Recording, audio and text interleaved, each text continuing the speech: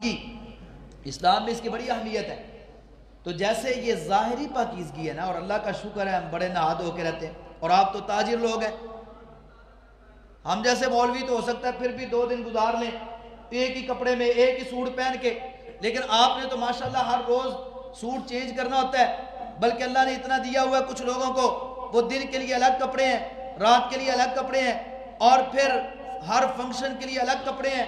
اور ہماری عورتیں نہیں مان، وہ کہتی ہیں یہ سوٹ تو میں نے ایک بار پہلے پہن لیا، اب دوسری بار کیسے کسی فنکشن میں پہن کے جاؤں، اتنے ہمیں سوٹ رب نے دیے ہوئے ہیں. اللہ کی قسم عورتیں تو ہماری یہ ناشکری ہیں جتنا اللہ نے پاکستان کے اندر عورتوں کو آزادی دے رکھی ہے. یہ جو کہتی پھرتی نا میرا جسم میری مرضی، یہ پتہ نہیں کس معاشرے کے رہتی ہیں. اللہ کی قسم ہمارے معاشرے کی عورتیں، ہمارے گھروں کی عورتیں وہ آزاد بھی ہیں اور اپنی مرضی کی مالک بھی ہیں. اور اللہ کے فضل و کرم سے اس کے گھر میں رہنے والے مرد، وہ چاہے بیٹوں کی صورت میں ہو، بھائیوں کی صورت میں ہو، اگر خامد ہے یا باپ ہے، ہر صورت میں ہر مرد اپنی بیٹی، اپنی بہن، اپنی ماں، اپنی بیوی کی عزت کا خیال کرتا ہے، اس کی آزادی کا احترام کرتا ہے، اور اس کے جو آزادی کے تقاضے جو اسلامی شریعت کے مطابق الحمدللہ پورے کرتا ہے. یہ کچھ ہوتے ہیں نفسیاتی مریضوں کی وجہ سے کچھ مردوں کو بدنام کیا جاتا ہے، وگرنہ پنجابی چاکھاں ذرا گل اچھی طرح سمجھ لگے گی، جنہیں اسی تھلے لگے ہیں نا انہاں تے شاید کوئی ہور نہیں لگیا ہوئے گا. اللہ نے اتنی آزادی دے رکھی ہے. اللہ اکبر. تو بہرحال عرض کرنے کا مقصد ہے کہ ہمارے ہاں یہ اللہ کا شکر ہے کہ میں جن لوگوں سے مخاطب ہوں وہ پاک صاف رہتے ہیں، کپڑے بھی پاک، ہر چیز پاک. تو جیسے یہ ظاہری صفائی اور طہارت ہے، ایسے ہی روح کی طہارت اور صفائی بھی لازم ہے. اور روح کی طہارت اور صفائی کو کہا جاتا ہے عربی زبان میں تزکیہ نفس. یہ نفس ہے نا انسان کا، اس کو پاک رکھنا، اپنے نفس کو قرآن و سنت کے تابع رکھنا، اپنے نفس کو گناہوں سے، عیوب سے، جن چیزوں سے اللہ رب العالمین نے روکا ہے ان سے روک دینا، اس کو کچل دینا، اس کو دبا دینا، کیونکہ اس کے اندر خواہشات پیدا ہوتی ہیں، اور پھر خواہشات انسان سے حرام حلال کی تمیز ختم کروا دیتی ہیں، جائز ناجائز کی تمیز ختم کروا دیتی ہیں. یہ خواہشات انسان کو گناہوں کی طرف مائل کرتی ہیں. یہ خواہشات انسان کو، اور یہ اندر شیطان بیٹھا ہوا ہے، فَزَيَّنَ لَهُمُ الشَّيْطَانُ وَأَعْمَالَهُمْ، جو شیطان ہمیں ہمارے عمل، ہماری برائیاں، ہماری بدعملیاں، ہمارے گناہ مزین کر کے خوبصورت بنا کے ہمارے سامنے رکھتا ہے. یہ نفس ہی ہے جو ہمیں ہمارے گناہوں پہ دلائل مہیا کرتا ہے. جب ہم غلطی کرتے ہیں اللہ سے ڈرنے کی بجائے ہم پھر اس پہ تعویلیں گھڑتے ہیں، ہیلے بناتے ہیں، بہانے بناتے ہیں. جب غلطی کے بعد اللہ کا ڈر پیدا ہونے کی بجائے، اللہ سے معافی مانگنے کی بجائے میرے دل کے اندر تعویلیں اور دلیلیں آنا شروع ہو جائیں نا اپنی غلطی پہ، سمجھ لیں اب میرا نفس میرے ہاتھ سے نکل چکا ہے. گناہ کر کے، گناہ ہو جانا بری بات نہیں ہے، بڑی بات نہیں ہے. ہم انسان ہیں، ہم سے گناہ ہونے ہی ہونے ہیں. رسول اللہ صلی اللہ علیہ وسلم نے فرمایا کل بنی آدم خطاء، آدم کا ہر بیٹا خطاء. عربی زبان جاننے والے سمجھتے ہیں یہ مبالغے کا صیغہ ہے، فعال کے وزن پر اس کا معنی ہوتا ہے بہت زیادہ خطائیں کرنے والا، بار بار بھول جانے والا. فنسی آدم، ہمارے باپ آدم علیہ السلام بھول گئے. یہ نسیان، یہ انسان کا لفظ ہی بھول جانا اس کا مطلب ہوتا ہے یہ ہم انسان ہیں، بھول جاتے ہیں، ہماری فطرت ہے، گناہ ہم سے ہو جاتے ہیں. رسول اللہ صلی اللہ علیہ وسلم آیا اگر تم گناہ کرنا چھوڑ دو اور گناہ کرنے کے بعد اللہ سے معافیاں مانگنا چھوڑ دو، توبہ استغفار چھوڑ دو، اللہ تمہیں ختم کر دے، تمہیں مٹا دے، اور تمہیں مٹانے کے بعد ایسی قوم لے کے آئے تمہاری جگہ پر جو گناہ کرے اور اللہ سے معافیاں مانگے. گناہ ہم سے ہو جانا ہے. یہ کوئی کہہ نہیں میں گناہ نہیں کرتا، فرشتہ ہو سکتا ہے، انسان ہو اور گناہ نہ کرے یہ ممکن ہی نہیں. صرف انبیاء کی ذات پر اللہ کا پیرا ہے، اور محمد رسول اللہ صلی اللہ علیہ وسلم کے اوپر اللہ رب العالمین نے پیرا رکھا ہوا تھا، حفاظت فرمائی ہوئی تھی. وگرنہ ہم سب انسان، ہم سے غلطیاں ہوتی. غلطی کے بعد اللہ سے ڈر جانا، توبہ کر لینا، معافی مانگ لینا، یہ اللہ کو پسند ہے. اور جب انسان غلطی کرے اور غلطی پہ اس کا دل اس کو دلائل دے نہیں تو ٹھیک کر رہا ہے، وہ فلانا مولوی بھی تو انجی کر رہے ہیں نا، اور دیکھتا نہیں نمازی وہ بھی تو یہی کم کر رہے ہیں، اور فلاں داڑھی علاوی تینجی کر رہے. جب انسان کا نفس اس کو اپنے گناہوں پہ دلائل دینا شروع کر دے تو پھر اس کو تزکیے کی ضرورت ہے. پھر یہ میلا ہو چکا ہے, پھر یہ گندا ہو چکا ہے, اس کو دھونے کی ضرورت ہے, اس کو غسل دینے کی ضرورت ہے. اور میرے بھائیوں, جس طرح اپنے جسم کو غسل دیتے ہو, جس طرح اپنے آپ کو نہلاتے ہو اور خود نہاتے ہو اور دھلے ہوئے کپڑے استری کر کے بہترین کپڑے پہنتے ہو, دھو دھلا کے اور خوشبوئیں استعمال کرتے ہو, ظاہری طہارت اور صفائی کی جس طرح ہمیں ضرورت ہے, ایسے ہمیں روحانی صفائی اور طہارت کی ضرورت ہے. ہمیں اپنے نفس کو بھی ایسے ہی پاک کرنا ہے, ایسے ہی اس کو غسل دینا ہے, ایسے اس کو اچھے کپڑے پہنانے ہیں. اور اس کا غسل کیا ہے, اس کے اچھے کپڑے کیا ہیں, انشاءاللہ آج کے جمعے پہ اسی پہ بات کروں گا. تو سب سے پہلے جو عرض کی ہے بات وہ یہ ہے کہ تزکیہ نفس کا معنی ہے کہ اپنے نفس کو صاف کرنا, اپنے نفس کو, اس کو کھلا نہیں چھوڑنا, اس کو باندھ دینا ہے. اگر اس کو کھلا چھوڑ دیں گے نا تو یہ ہمیں نافرمانی پہ اکسائے گا, پھر ہمیں غلطیوں کی طرف لے کے جائے گا, اللہ کی نافرمانی اور بغاوت پہ اکسائے گا. اور جن لوگوں نے اپنے نفس کو کھلا چھوڑ دیا ہے وہ جانوروں سے بھی بدتر ہیں. اللہ رب العالمین نے فرشتے پیدا کیے, فرشتوں کو اللہ تعالیٰ نے پاکیزگی دی, طہارت دی. یہ نفس, یہ خواہشات ان کے اندر کچھ نہیں, خواہشات کا نام بھی ان کے اندر ہے نہیں, کوئی خواہش, کوئی ضرورت نہیں. اور جانور بھی پیدا کیے, انسانوں کے علاوہ کتنی مخلوقات ہیں دنیا کے اندر, ہم گن نہیں سکتے. ان کو اللہ رب العالمین نے خواہشات دی. انسان کو جب پیدا کیا, اس کو اللہ رب العالمین نے دونوں چیزیں عطا کر دی, خواہشات بھی دے دی ہیں اور کہا کہ اگر خواہش کو مار دو گے تو پھر فرشتے ہو, اپنے نفس کو کچل دو گے پھر فرشتوں سے افضل ہو, اور اگر اپنے نفس کو بے لگام چھوڑ دو گے, کھلا چھوڑ دو گے, انہم اللہ کالانعام بل هم اضل, پھر جانوروں سے بھی بدتر. اب یہ انسان کی, میری اور آپ کی مرضی کہ ہم نے جانور بننا ہے یا فرشتے بننا ہے. آج ہمارے ملک کے اندر آپ دیکھیں, میں کہتا ہوں اللہ کی قسم, یہ ممبر پہ کھڑا ہوں, رسول اللہ صلی اللہ علیہ وسلم کی جو وراثت ہے, اور مسجد میں آج ہمارے معاشرے کے اندر انسانیت ختم ہو چکی ہے. میں مسلمانوں کی بات نہیں کر رہا, اسلام کی بات نہیں کر رہا, اسلام کی بات نہیں, میں کہتا ہوں آج ہم انسان بھی نہیں رہے الا ماشاءاللہ. چند لوگ ہیں ہمارے معاشرے کے اندر جو انسانیت کا سبق پڑھے ہوئے ہیں, جو انسان کی ڈیفینیشن پہ اور اس کی تعریف پہ پورا اترتے ہیں, وگرنہ ہمارے معاشرے میں آج انسان نہیں بستے, جانور بستے ہیں, درندے بستے ہیں. آج جب میں دیکھتا ہوں قصور کی زینب کی بیٹی کے ساتھ وہ جو اس طرح سلوک کیا جاتا ہے, تو بتائیے وہ سلوک کرنے والے کو اب انسان کہیں گے یا جانور کہیں گے؟ آپ پشاور کی بیٹیوں کے ساتھ اور اسی طرح لاہور کی کتنی بیٹیوں کے ساتھ, پورے ملک کے اندر جگہ جگہ چھوٹی چھوٹی بچیوں کے ساتھ جن کی عمریں 4-5 سال سے 10 سال تک ہیں, اللہ کی قسم ان سے بدکاریاں کرنے والے, ان کے جسموں کو جھنجھوڑنے والے اور بھبوڑنے والے وہ کتوں سے بدتر ہیں کہ انسان ہیں. آپ بتائیے کہ ہم انسان ہیں کہ جانور ہیں؟ بہت کم ہے ہم میں جو انسان ہیں. میں کہتا ہوں مسلمان ہونا تو بڑی بات ہے, اللہ کی قسم ہم انسان بن جائے نا, یہی ہماری بڑی کامیابی کی بات ہے. اور انسان کس کو کہتے ہیں؟ جس نے اپنے نفس کو کچل دیا ہے, اپنی خواہشات کو قتل کر دیا ہے, ان کو مار دیا ہے, ان کے اوپر پتھر رکھ دیا ہے. اور میرے اور آپ کے نفس کو اور اس امت کے نفس کی اصلاح کے لیے, تزکیہ نفس کے لیے اللہ نے کس کو منتخب کیا ہے؟ امام کائنات, امام الانبیاء جناب محمد الرسول اللہ صلی اللہ علیہ وسلم کو اللہ تعالیٰ نے مبعوث فرمایا. فرمایا هو الذی بعث فی الامیین رسولا, کائنات کے لوگوں, ہم نے امیین کے اندر, اس جاہل قوم کے اندر, ان پڑھ لوگوں کے اندر ہم نے اپنے رسول کو مبعوث فرمایا. ہمارے رسول کی ڈیوٹی کیا ہے, ذمہ داری کیا ہے؟ 4 ذمہ داریاں اللہ رب العالمین نے بیان فرمائی. سب سے پہلے فرمایا یتلو علیہم آیاتہ, میرے مصطفیٰ ان کے سامنے میری آیات کی تلاوت کریں گے, قرآن پڑھ پڑھ کے سنائیں گے, آیات اللہ کی تلاوت کریں گے.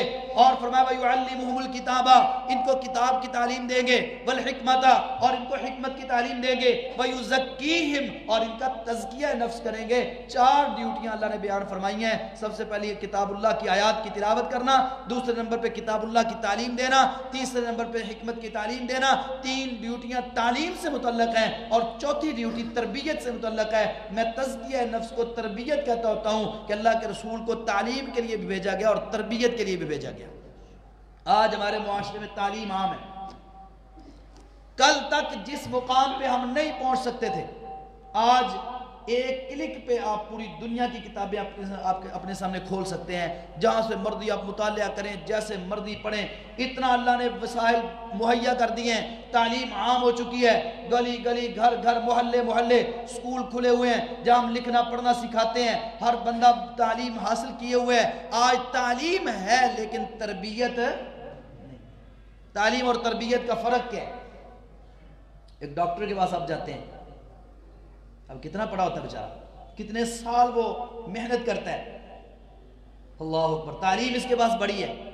ہم جاتے ہیں ہاسپٹلز کے اندر، دیکھتے ہیں بوڑھی بوڑھی عورتیں، ان کو ڈاکٹر دھکے مار رہے ہوتے ہیں۔ تعلیم ہے لیکن تربیت نہیں۔ اگر تربیت ہوتی تو وہ کہتا ہے یہ میری ماں ہے، اس کو ماں سمجھ کے اپنے پاس بٹھاتا۔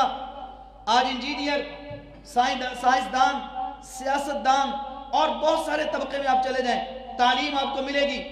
آج کل تو ایم اے کی ڈگری لے کے آپ جائیں نا، ماسٹر کی ڈگری کے نوکری لینے کے لیے وہ پھینک دیتے ہیں، تو کیا پھر رہا ہے، پی ایچ ڈی پھر رہے ہیں یہاں پر، ایٹ پٹو تے پی ایچ ڈی ڈاکٹر نکلے آندے، اتنی پی ایچ ڈیز ہو رہی ہیں ہماری یونیورسٹیز کے اندر۔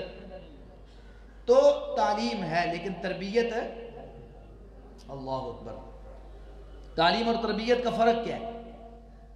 ایک استاد ہے جس کا نام ہے ابو ہریرہ رضی اللہ تعالیٰ عنہ، اللہ کے نبی صلی اللہ علیہ وسلم کی حدیث بیان کرتا ہے، حدیث کے الفاظ پہ اتنا اس کا غور اور فکر ہے کہ حدیث کے الفاظ بیان کرنے سے پہلے 3 بار بے ہوش ہوتا ہے۔ اور ایک پروفیسر ہمارا یہاں آج کا گومل یونیورسٹی کا، صلاح الدین نام ہے، اتنا خوبصورت نام ہے، صرف زیادہ نمبرز کے لالچ میں اسٹوڈنٹس کے ساتھ، اور اسلامیات کا ہے، افسوس اس بات پہ ہمیں ہوتا ہے۔ اور میں یہ نہیں کہتا کہ وہ اسلامیات کا تو اس کی کام ہے، سارے پروفیسرز، میں یونیورسٹیوں کے ماحول کو اچھی طرح جانتا ہوں، کبھی جا کے دیکھیں یہ دنیا الگ ہے، وہ دنیا الگ ہے۔ آپ کہیں میں یورپ میں آ گیا ہوں، پتہ نہیں کیا مصیبت ہے، اللہ کی قسم، بے حیائی، فحاشی، عریانی، تفتیش کیا پولیس نے، اس نے کہا جی مجھے یاد ہی نہیں ہے کتنی اسٹوڈنٹس کے ساتھ جو میری طالبات میرے پاس پڑھنے آتی، کتنی لڑکیوں کے میں نے ریپ کیے ہیں، مجھے یاد نہیں ہے، داڑھی رکھی ہوئی ہے۔ آپ اس کی تصویر دیکھیں، اللہ کی قسم آپ کو رونا آ جائے گا، یا اللہ ہم انسان کب بنیں گے؟ یہ ہے ہمارا معاشرہ۔ آج کا مولوی بس اس کو یہی یاد ہے کہ جی ماں کی شان سنانی ہے۔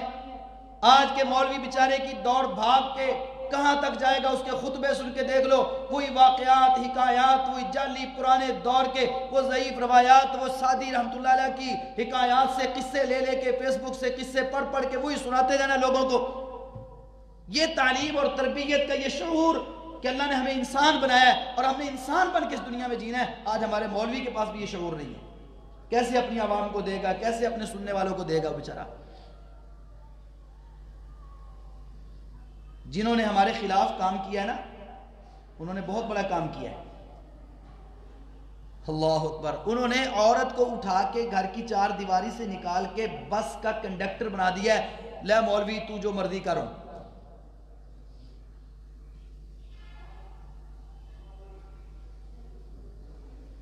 یا اللہ ہمیں انسان بنا دے، یا اللہ ہمیں مسلمان بنا دے۔ یہ نفس جب تک اس کی تزکیہ اس کا نہیں ہوگا، جب تک تربیت نہیں ہوگی، اللہ کی قسم تعلیم ہمارا کچھ بھی نہیں بنا سکتی، کوئی شعور نہیں دیتی تعلیم۔ پڑھے لکھے جاہل ہیں یہ لوگ، میں کہتا ہوں تعلیم کا فائدہ تب ہے جب اس کے ساتھ تربیت ہو۔ اس لیے اللہ رب العالمین نے جب امام کائنات امام الانبیاء جناب محمد رسول اللہ صلی اللہ علیہ وسلم کو مبعوث فرمایا، فرمایا هو الذی بعث فی الامیین رسولا، ہم نے رسول کو بھیجا، امام کائنات کو بھیجا جہاں یہ تعلیم دیں گے، یتلو علیہم آیاتہ ویعلمہم الکتاب والحکمت، آیات کی تلاوت بھی کریں گے، کتاب کی تعلیم بھی دیں گے، حکمت کی تعلیم بھی دیں گے، ان کو سکھائیں گے بھی، ویزکیہم، ان کا تزکیہ بھی کریں گے۔ اور ایک جگہ پہ نہیں فرمایا، قرآن مجید بھرا پڑا ہے بارہا مقامات پہ جہاں اللہ نے اپنے مصطفیٰ کی ڈیوٹیاں اور ذمہ داریاں بیان کی ہیں، ہر اس جگہ پہ اللہ نے یہ کہا ویزکیہم کہ میرے مصطفیٰ ان کا تزکیہ نفس کریں گے، اور میرے مصطفیٰ نے جیسے اپنے صحابہ کو تعلیم دی ویسے تربیت بھی دی، جیسے تعلیم دی ویسے تزکیہ نفس بھی کیا۔ اور میرے نبی کی اس یونیورسٹی صوفہ یونیورسٹی سے پڑھنے والے صحابہ جنہوں نے تعلیم اور تربیت محمد رسول اللہ صلی اللہ علیہ وسلم سے حاصل کی تھی، رب کائنات کی قسم یہ جاہل اجڑ گوار بدو جن کو کہا جاتا، عربی جن کو کہا جاتا تھا، یہ بدو عرب کے ساری دنیا کے حکمران بنے اور پوری دنیا نے میرے مصطفیٰ کے ان شاگردوں کے گن گائے اور ان کے نیچے سر تسلیم خم کیا جب اللہ نے ان کو تعلیم اور تربیت دونوں چیزیں عطا فرمائیں۔ تزکیہ نفس بہت ضروری ہے۔ اگر ہم نفس کو کھلا چھوڑ دیتے ہیں نا تو یہ شیطان ہے، اس کو باندھنا ضروری ہے۔ اللہ اکبر، ایک شیطان ہے جس کو جا کے لوگ وہ مینا کے میدان میں سمجھتے ہیں، وہاں پر کینکریں مارتے ہیں۔ ایک شیطان ہے ابلیس کے نام سے جو پھر رہا ہے، اور ایک شیطان ہے جو ہر انسان کے اندر تیرے میرے اندر اللہ نے رکھ دیا ہے۔ اس شیطان کو کنٹرول کر لیا، سمجھ لو اب کامیاب ہو گئے، اور ساری کامیابی کا دار و مدار اس شیطان کو کنٹرول کرنے پہ۔ میں نہیں کہتا، جو شروع میں نے آیات پڑھی سورۃ الاعلیٰ کی، قرآن میں رب العالمین نے فرمایا قد افلح من تزکا، لوگوں کامیاب ہو گیا وہ شخص۔ مال حاصل کر کے انسان کامیاب نہیں ہو سکتا، دولت حاصل کر کے کامیاب نہیں ہو سکتا، اچھی کوٹھی پلازا حاصل کر لینے سے کامیاب نہیں ہو سکتا، اچھی گاڑی لے لینے سے کامیاب نہیں ہو سکتا، اچھی ڈگری سے کامیاب نہیں ہو سکتا۔ یا اللہ کس چیز میں کامیابی ہے؟ فرمایا قد افلح من تزکا، جس نے اپنا تزکیہ کر لیا، اپنے نفس کو اپنے کنٹرول میں کر لیا، یہ شخص کامیاب ہو گیا۔ اور پھر اللہ رب العالمین کے بیان کرنے کا انداز بھی انوکھا اور کمال ہے۔ اللہ نے سورۃ الشمس نازل فرمائی، کبھی سورۃ الشمس پڑھیے گا گھر جام کے ترجمے کے ساتھ، اس کو پڑھے رب کہتا کیا ہے؟ رب قسمیں اٹھا رہا ہے۔ کتنی قسمیں؟ ایک نہیں، دو نہیں، تین نہیں، چار نہیں، پڑھتے جائیں۔ والشمس وضحاها، یہ جو والشمس، شمس کے شروع میں واو آئی ہے نا، عربی زبان میں قسم اٹھانے کے لیے واو استعمال ہوتی ہے۔ واللہ، اس کا معنی ہے اللہ کی قسم۔ والشمس، سورج کی قسم۔ اب یہ واو گنتے جائیے گا، والشمس وضحاها والقمر اذا تلاها والنهار اذا جلاها واللیل اذا یغشاها والسماء وما بناها والارض وما طحاها ونفس وما سواها۔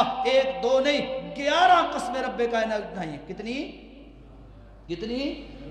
11 قسمیں اٹھائی ہیں۔ 11 قسمیں قرآن میں دکھائیں کہاں پر 11 قسمیں اللہ نے اکٹھی اٹھائی کسی بات کو بیان کرنے کے لیے۔ علماء بیان کرتے ہیں جی اللہ نے انسان کی بڑی تعریف کی، لقد خلقنا الانسان فی احسن تقویم۔ اللہ نے 4 قسمیں اٹھائی ہیں۔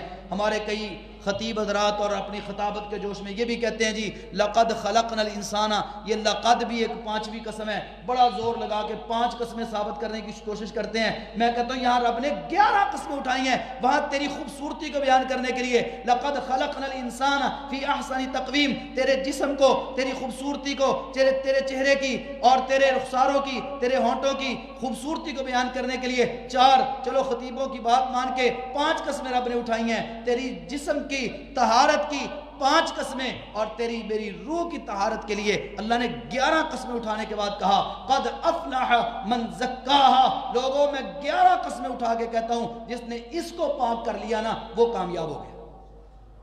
وقد خاب من دساها، جس نے اس کو مٹی میں ملا دیا، اس کو چھوڑ دیا۔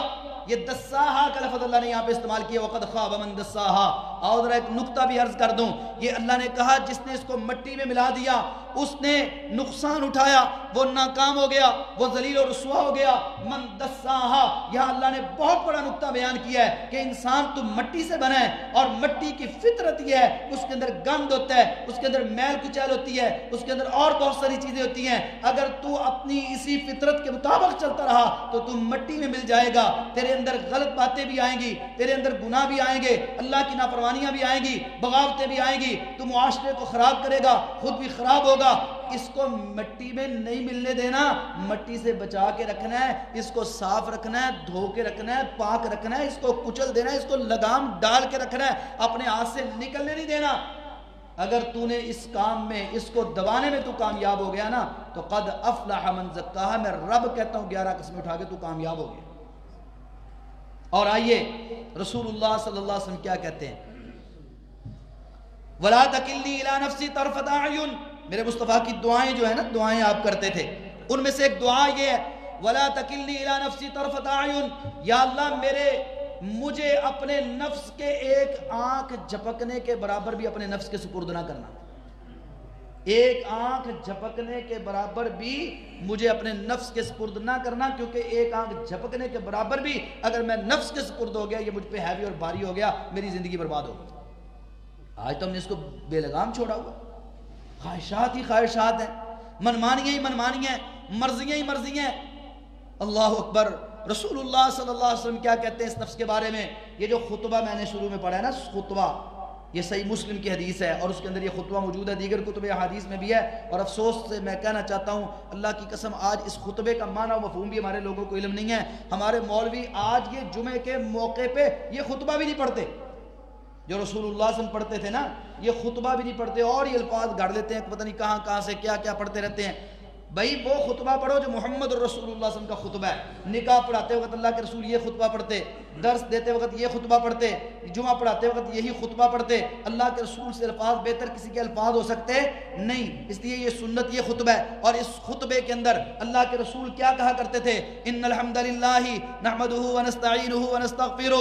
اور میں اکثر کہا کرتا ہوں، چونکہ یہ نکاح کے اندر خطبہ آتا ہے نا، تو میں جب بھی مجھے کوئی کہہ دے نا نکاح پڑھا دو، تو میں یہ خطبہ پڑھ کے پھر اس کی وضاحت کرتا ہوں، اس کا ترجمہ سناتا ہوں کہ لوگوں یہ خطبہ اللہ کے رسول کی بہت بڑی نصیحت ہے، اس کا ترجمہ پڑھو، اس کو سیکھو اللہ کے رسول کیا کہہ رہے ہیں. یہ خطبہ اس کی اہمیت اتنی زیادہ ہے، اللہ کے رسول نے ایک کافر کو یہ الفاظ سنائے، ایک کافر کو، وہ بندہ مسلمان ہو گیا.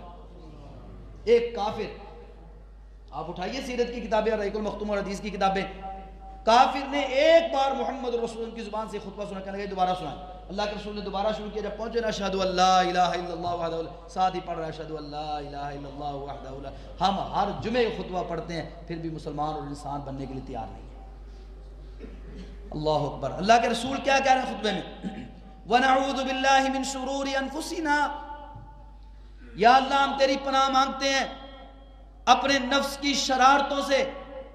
یہ نفس کی شرارتوں سے اللہ کے رسول پناہ مانگ رہے ہیں اور ہمیں نصیحت کر رہے ہیں خطبے کے اندر، ہر جمعے کے خطبے کے اندر، ہر نکاح کے خطبے کے اندر، ہر درس کے خطبے کے اندر. وَنَعُوذُ بِاللَّهِ مِن شُرُورِ أَنفُسِنَا، ہم اللہ کی پناہ مانگتے ہیں اپنے نفس کی شرارتوں سے، اس نفس کی بے لگام ہو جانے سے، اس نفس کی خباثتوں سے ہم اللہ کی پناہ میں آتے ہیں. اور پھر اللہ کے رسول صلی اللہ علیہ وسلم خود بھی اپنے نفس کے تزکیے کے لیے اور صحابہ کے بھی نفس کے تزکیے کے لیے محنت کرتے، کوشش کرتے، اور اللہ کے رسول صلی اللہ علیہ وسلم تعلیم دیتے اور صحابہ کی ایک ایک بات پہ نظر رکھتے. ایک مرتبہ نبی علیہ السلام نے دیکھا دو گروہ صحابہ کے بن گئے، کسی وجہ سے آپس میں چپکلش ہو گئی، اب بات لڑائی تک پہنچنے لگی تھی کہ رسول اللہ صلی اللہ علیہ وسلم پہنچ گئے. آپ نے دیکھا غصے سے چہرہ سرخ ہو گیا، کہا میں کیا دیکھ رہا ہوں، ابھی تک تمہارے نفس کے اندر وہی پرانی جہالت موجود ہے، اس کو ختم کرو. اللہ نے تمہیں بھائی بھائی بنایا ہے، آپس میں تم لڑ رہے ہو. یہ آج فسادات، یہ لڑائیاں، یہ گھروں میں حسد، بغض، عداوتیں، کینے، نفرتیں، بھائی بھائی کا دشمن اور بہن بہن کی دشمن، لڑائیاں ہمارے گھروں کے اندر کیوں ہیں؟ اس کی وجہ یہ نفس کی شرارتیں اور خباثتیں ہیں. اگر اس کو کنٹرول نہیں کریں گے نا، میں اس کی خباثت کون سی بیان کروں. دنیا کے اندر جتنے گناہ ہوتے ہیں وہ نفس کی خباثت اور شرارت ہے، اس کے کہنے پہ ہوتے ہیں. اور اللہ رب العالمین کہتے ہیں اس کو صاف کرو، اس کو پاک کرو. قد افلاح من زکاہا وقد خاب من دساہا، جس نے اس کو پاک کر لیا وہ کامیاب ہو گیا. اور اس کی پاکیزگی پتہ کیسے چلتی ہے؟ آئیے قرآن نے وہ بھی بتایا ہے، فرمایا وَأَمَّا مَنْ خَافَ مَقَامَ رَبِّهِ وَنَهَى النَّفْسَ عَنِ الْهَوَىٰ، اس کی پاکیزگی ہے کیا، اس کی طہارت ہے کیا، اس کا غسل ہے کیا، اس کو صاف کیسے کرنا ہے، اس کی میل کچیل کیا دور کرنا ہے. میل کچیل کا مطلب کیا ہے؟ فرمایا وَأَمَّا مَنْ خَافَ مَقَامَ رَبِّهِ وَنَهَى النَّفْسَ عَنِ الْهَوَىٰ، لوگوں جو اپنے رب کے سامنے کھڑے ہونے سے ڈر گیا. اور کیسے پتہ چلے گا کہ اپنے رب کے سامنے کھڑا ہونے سے ڈر گیا ہے؟ فرمایا وَنَهَى النَّفْسَ عَنِ الْهَوَىٰ، یہ اپنی خواہشات کو کچل دے گا، اپنے نفس کو خواہشات سے روک دے گا، اس کو لگام ڈال دے گا. وَنَهَى النَّفْسَ عَنِ الْهَوَىٰ، جس نے اپنے نفس کو لگام ڈال دی، خواہشات سے روک لیا، فرمایا فَإِنَّ الْجَنَّةَ هِيَ الْمَأْوَىٰ، میں رب بتاتا ہوں کہ اس کا ٹھکانہ اللہ کی جنت ہے. وَنَهَى النَّفْسَ عَنِ الْهَوَىٰ فَإِنَّ الْجَنَّةَ هِيَ الْمَأْوَىٰ. اللہ اکبر. یہ تزکیہ نفس، نفس کو خواہشات سے روکنا. اور جو نہیں روکتے نا، اپنے آپ کو اس کے سپرد کر دیتے ہیں. اللہ اکبر. اللہ نے ان کے بارے میں کیا بیان فرمایا؟ دو مقامات پہ ایک جیسی آیت ہے. اَرَأَيْتَ مَنِ اتَّخَذَ إِلَٰهَهُ هَوَاهُ، کیا آپ نے ایسا بد نصیب بھی دیکھا ہے جس نے اللہ کے علاوہ، اپنے خالق و مالک کے علاوہ، رب کائنات کے علاوہ اپنی خواہشات کو اپنا معبود بنا لیا ہے. اللہ کہتے ہیں جو اپنی مانتا ہے، اپنے نفس کی مانتا ہے، تو میں یہ سمجھتا ہوں کہ اس نے اپنے نفس کو میرے مقابلے میں رب بنا لیا ہے۔ ایک بت وہ ہے جس کو مکے کا مشرک پوجتا تھا، ایک بت وہ ہے جس کو ہندوستان کا ہندو مشرک پوجتا ہے، ایک بت وہ ہے جو میں نے اور آپ نے اپنے سینوں کے اندر سجایا ہوا ہے اور ہم اس کی پوجا کرتے ہیں۔ جو اللہ کو چھوڑ کے اپنے نفس کی پوجا کرتا ہے، اس نے اپنے سینے میں بت رکھا ہوا اور اس بت کی پوجا کر رہا ہے۔ جس طرح مکے کے بیت اللہ میں سے بتوں کو پاک کیا محمد رسول اللہ صلی اللہ علیہ وسلم نے اپنے اس بیت اللہ کو، اور لوگ اس کو بیت اللہ کا گھر ہی کہتے ہیں نا، سنا ہے نا، یہ کہتے جی لڑائی معاف کرو اللہ دا گھر صاحب۔ میں چھوٹا ہوتا تھا جب یہ بات سنی لڑائی معاف کرو اللہ دا گھر، میں بنا سمجھنا بھی یہ مطلب سمجھ نہیں آتا، بھی مسجد صاف کرنے کی مطلب ہے، وہ اب سمجھ آئی ہے کہ اللہ کا گھر اس کو کہتے ہیں۔ اسی لیے وہ صوفی گمراہ صوفی کہتے ہیں نا، مسجد ٹھا دے مندر ٹھا دے جو کچھ ٹہندا، پر دل بندے دا نہ توڑی، یہ وچ ہے تو بات ان کی غلط ہے۔ یہ مسجد ٹھا دے، یہ صوفی جو لوگ ہیں نا، انہوں نے بڑا بیڑا غلط کیا ہوا ہے دین کا، اور یہ تزکیہ نفس کا سب سے زیادہ بیڑا صوفیوں نے اٹھایا ہوا ہے، وہ میں بتاتا ہوں بھی آپ کو انشاءاللہ۔ تو یہ جو بیت اللہ ہے نا، اللہ کا گھر جہاں رب رہتا ہے، اس کو بھی بتوں سے پاک کرو، اور اس کو بتوں سے پاک کرنے کا معنی ہے تزکیہ نفس۔ جس طرح محمد رسول اللہ صلی اللہ علیہ وسلم نے لات منات عزا ہبل توڑے، اللہ کہتے ہیں رأیت من اتخذ الہہ ہوا، تو اپنے اس بت کو توڑ اور پاش کر، اگر تو اس بت کو نہیں توڑتا تو پھر یہی ہے کہ تو میرے مقابلے میں اس بت کی پوجا کر رہا ہے۔ اور رأیت من اتخذہ الہہ ہواہ وأضلہ اللہ علی علم وختم علی سمعہ وقلبہ وجعل علی بصرہ غشاوہ، پھر جو اس بت کی پوجا کرے گا اللہ کہتا ہے میں اس کے کانوں پہ، آنکھوں پہ، اس کے دل پہ مہر لگا دوں گا۔ فمن یہدی من بعدی، پھر اس کے بعد اس کو کون ہدایت دے سکے گا؟ فمن یہدیہ، اس کو کون ہدایت دے گا؟ جس کو من اضل اللہ، جس کو اللہ گمراہ کر دے۔ ساری گمراہیاں کب آتی ہیں؟ اللہ اس کو گمراہ کب کرتا ہے؟ جب اس نفس کو وہ پوجنا شروع کر دیتا ہے۔ اللہ اکبر، نفس کو نہیں پوجنا۔ جمعہ ختم ہونے کا کیا وقت اب سب 15 منٹ؟ تو نفس کیسا بنانا ہے اس کو؟ اللہ اکبر۔ نفس کی 3 قسمیں، کتنی قسمیں ہیں؟ 3۔ ہم نے کون سی قسم بنانی ہے؟ ایک وہ ہے جس کی میں بات کر رہا ہوں، یہ جو ہمارے ہاتھ سے نکل جاتا ہے اور پھر ہمیں گناہوں پہ ابھارتا ہے، خواہشات پہ ابھارتا ہے، اللہ اور اس کے رسول کی مخالفت کرواتا ہے۔ اس کا تذکرہ رب کائنات نے 13ویں پارے میں کیا ہے، فرمایا ان النفس لامارۃ بالسوء الا ما رحم ربی، لوگو نفس کا کام ہے گناہوں پہ ابھارنا، بچے گا وہ جس پہ میرا رب رحم کرے گا۔ یہاں سے علماء نے نفس کی ایک قسم بیان کی، نفس امارہ، جس کا مطلب یہ ہے کہ دنیا کے اندر، انسانوں کے اندر اللہ نے ایک ایسا نفس رکھا ہے جس کا نام ہے نفس امارہ۔ اس کا کام ہے گناہ پہ ابھارنا، غلطیوں پہ ابھارنا، اور اسی نفس کو کچلنے کا حکم ہے، اسی کو کنٹرول کرنے کا حکم ہے۔ جب آپ اس کو کنٹرول کر لیتے ہیں تو پھر اس کی کیفیت کیا بن جاتی ہے؟ لا اقسم بیوم القیامہ ولا اقسم بالنفس اللوامہ، اللہ کہتا ہے میں قسم اٹھاتا ہوں، ایک نفس ہے نفس اللوامہ، نفس اللوامہ کی رب قسمیں اٹھا رہا ہے۔ یہ نفس اللوامہ یہ دوسری قسم ہے، جب انسان نفس کو پاک کر لیتا ہے، اس کی تطہیر کر لیتا ہے، اس کو دھو لیتا ہے، غسل دے دیتا ہے، تو پھر یہ نفس اللوامہ بن جاتا ہے۔ لوامہ کا معنی ہوتا ہے ملامت کرنے والا، یعنی جب انسان گناہ کا ارادہ کرتا ہے یہ اس کو روکتا ہے، جب گناہ کی خواہش پیدا ہوتی ہے یہ اس کو دبا دیتا ہے، پھر اس کو دبانے کے بعد یہ اس کو گناہ سے روک لیتا ہے۔ خواہش تو پیدا ہو ہی جاتی ہے، فرمایا ان لا اقسم بالنفس اللوامہ، یہ جو نفس اللوامہ ہے جس کو عام طور پر ہم ضمیر کہتے ہیں نا، ضمیر جی، یہ اس کا تو ضمیر ہی مر گیا ہے، ضمیر مر گیا مطلب اس کا نفس امارہ بن چکا ہے۔ ضمیر زندہ ہے تو یہ نفس لوامہ ہے، اپنے ضمیر کو زندہ رکھنا ہے، کیونکہ اللہ نے میرے تیرے دل کے اندر، جسم کے اندر ایک ایسا ڈاکٹر بٹھا دیا ہے، ایک ایسا ہادی بٹھا دیا ہے، ایک ایسا راہبر بٹھا دیا ہے جو ہمیں ہر غلط کام سے روکتا ہے۔ رسول اللہ صلی اللہ علیہ وسلم سے نواس بن سمعان رضی اللہ تعالیٰ نے پوچھا، حضور بتلائیے گناہ کس کو کہتے ہیں، نیکی کس کو کہتے ہیں؟ آمینہ کے لال نے فرمایا البر حسن الخلق، نیکی تو اچھے اخلاق کا نام ہے، اور گناہ پوچھتے ہو کس کو کہتے ہیں؟ مجھ سے کیا پوچھتے ہو؟ اپنے آپ سے پوچھ لو۔ ما حاق فی صدرک وکرہت ان یطلع علیہ الناس، جو تیرے سینے میں کھٹکے جب تو کرنے لگے نا تو وہ روکے، تیرے پاؤں پکڑے، تیرے سامنے ہاتھ جوڑے، نہیں یہ نہ کر، یہ نہ کر، یہ جو تجھے اندر سے روکتا ہے نا، ما حاق فی صدرک، جس چیز سے تجھے تیرا نفس لوامہ روک رہا ہو وہ گناہ ہے۔ جب ضمیر زندہ ہوتا ہے نا تو نفس لوامہ ہوتا ہے انسان کے پاس۔ اللہ اکبر. اور ایک نفس جو لوامہ سے بھی اوپر ہے. لوامہ اگر موجود ہے تو ایمان موجود ہے. یا اللہ ہم سب کو نفس لوامہ نصیب فرما. اور اس کے اوپر ایک نفس ہے جس کو نفس مطمئنہ کہا جاتا ہے. اللہ اکبر. جس کو نفس مطمئنہ حاصل ہو گیا سمجھو وہ دنیا میں جنتی ہے. مطمئنہ کا معنی ہوتا ہے مطمئن ہو جانے والا, جو اللہ کے حکم پہ مطمئن, اللہ کے رسول کے حکم پہ مطمئن, اللہ کی رضا میں راضی, جس کی اپنی خواہش ہی کوئی نہیں ہے. ایک ہوتی خواہش پیدا ہو جانا, اس خواہش کو ہم کنٹرول کر لیتے ہیں تو یہ نفس لوامہ ہے. اور رسول اللہ صلی اللہ علیہ وسلم نے کیا فرمایا؟ لا یؤمن احدکم حتی یکون ہواہ تبعا لما جئت بہ.